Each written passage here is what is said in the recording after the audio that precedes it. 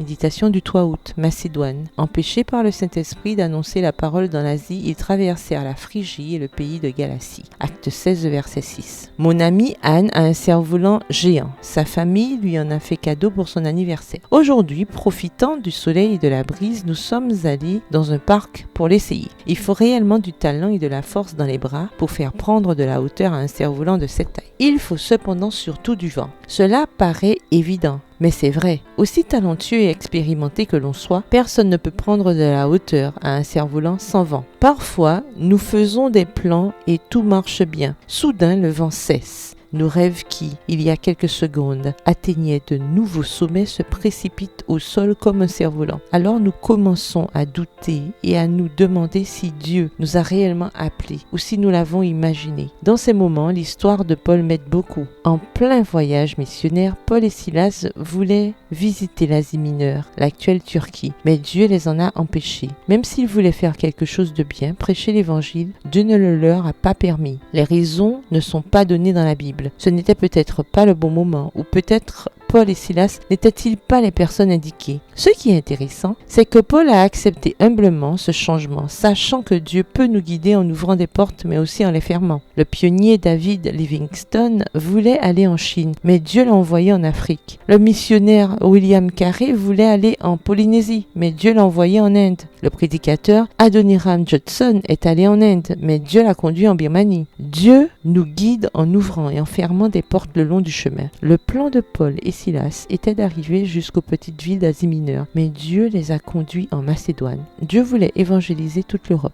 Ce changement de plan a fait que Luc, qui allait ensuite écrire le livre des Actes et partager ainsi cette formidable histoire avec nous tous, a pu se joindre au voyage. Dieu sait ce qu'il fait quand il dit non. Quand le vent du Saint-Esprit change de direction, ayez confiance. Celui qui nous a appelés est fidèle et sérieux. Prière, Seigneur, lorsque mes plans ne fonctionnent pas comme je le pensais, aide-moi à m'arrêter, à respirer et à voir si tu fermes la porte pour en ouvrir une meilleure. Aide-moi à me soumettre à ta volonté. Je ne veux pas perdre du temps et de l'énergie en essayant de forcer une serrure. Amen. Bonne journée, que l'Éternel vous bénisse.